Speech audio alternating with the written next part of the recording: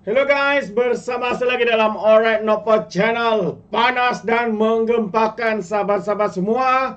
Ya, hari ini pihak polis di Raja Malaysia, Timbalan Ketua Polis Negara Ayub Khan mengesahkan seorang kartel terbesar bergelak datuk telah tumpas. Ini sangat-sangat mengejutkan sahabat semua. Jadi apakah yang berlaku, ya, kenapa, macam mana, ya, dan siapakah yang berjaya ditumpaskan oleh pihak polis di Raja Malaysia, ya, berkaitan dengan berita panas ini. Jadi tanpa buang masa sahabat semua, saya ingin kongsikan berita ini yang sepetik daripada Malaysia kini. Jadi sebelum saya teruskan juga, jangan lupa terus support Alright Nopo Channel dengan cara tekan butang subscribe, like, dan share. So, mari kita ikuti berita gempa hari ini. Ini dia sahabat semua, Ketua Sindiket Dada Bergelar Datuk ditahan di negeri Sabah. Ini adalah sindiket terbesar yang sekali lagi berjaya ditumpaskan oleh polis di Raja Malaysia. Tahniah kita ucapkan. Jadi melalui kenyataan media ini, Ketua Sindiket Dada Bergelar Datuk antara 10 lelaki ditahan di Sabah kerana disakit terlibat dalam sindiket pengedaran dada terbesar di negeri itu. Timbalan Ketua Polis Negara Datuk Seri Ayub Khan berkata, kesemua suspek yang berumur lingkungan 36 hingga 48 tahun itu ditahan semalam dalam operasi khas pada jam 2.30 pagi. Ayub berkata operasi itu melibatkan Jabatan Siasatan Jenayah Narkotik Bukit Aman dan Eastern Sabah Security. Ya, dalam operasi ini katanya beberapa siri serbuan telah dijalankan secara serentak di sekitar Kota Kinabalu dan pantai timur Sabah melibatkan daerah Tawau dan Samporna. Katanya lagi sindiket itu dipercaya terlibat secara aktif dalam kegiatan pengedaran dada jenis sabu sejak tahun 2015, katanya dalam satu sidang media khas di Bukit Aman, Kuala Lumpur hari ini. Ayub Khan berkata hasil risikan mendapati sindiket itu adalah yang terbesar di negeri Sabah dan mempunyai jaringan pengedaran tempatan dan juga antarabangsa.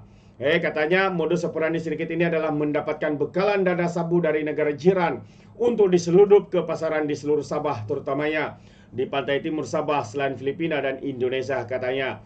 Menurutnya lagi, dada berkenaan dibawa ke Sabah menggunakan keldai dada melalui syarikat penerbangan komersial serta kiriman kargo laut dan disimpan di Sabah sebelum diagikan kepada pengedar sindiket sebelum diseludup kepada pembeli di Indonesia dan juga Filipina.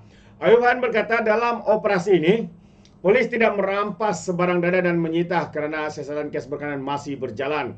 Selain itu, siasatan awal mendapati ahli sindiket ini memiliki pelbagai aset seperti kenderaan-kenderaan mewah, banglo dan 12 syarikat perniagaan dalam bidang pelancongan, pembinaan, petrokimia serta pembuatan serta rangkaian restoran, katanya.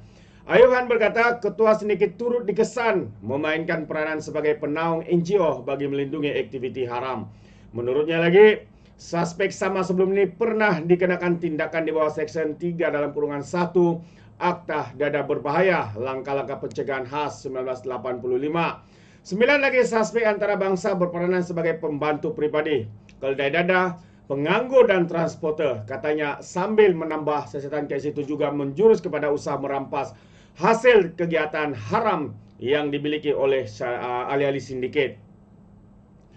Katanya siasatan itu dijalankan di bawah peruntukan Seksyen 130V Kanun Keseksaan Kesalahan Jenayah Terancang dan prosedur pula adalah di bawah Akta Kesalahan Keselamatan Langkah-Langkah Khas 2012 SOSMA.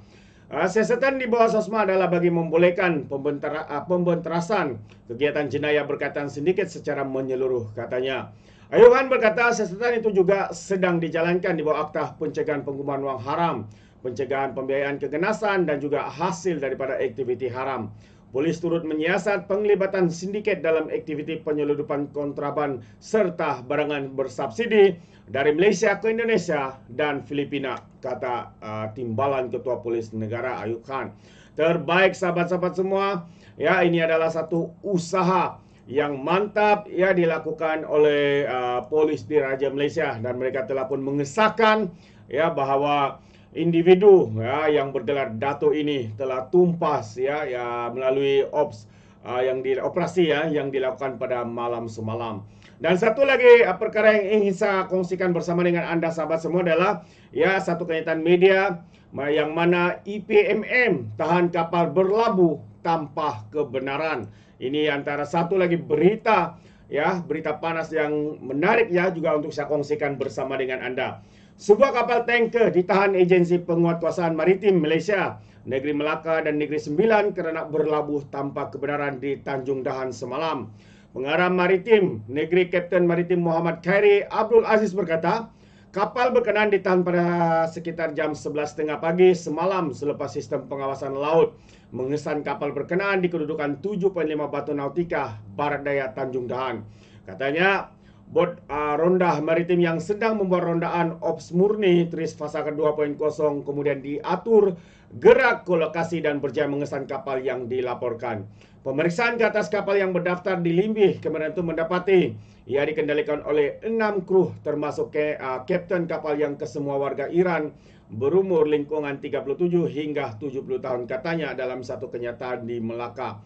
Muhammad Khairi berkata, pemeriksaan lanjut ke atas kapal yang dalam pelayaran dari Jepun ke Dubai itu turut mendapati ia tidak mempunyai dokumen insurans kapal.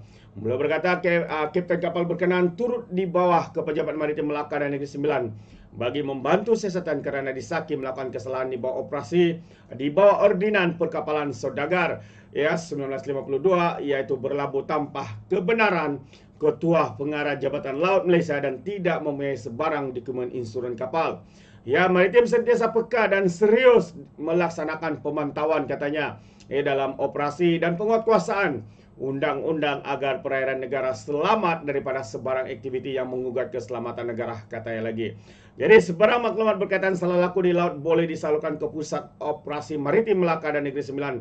Ya, seperti yang talian yang disebut yaitu 0638767730 ya yang beroperasi secara 24 jam. Terbaik sahabat-sahabat semua di saat rakyat Malaysia sedang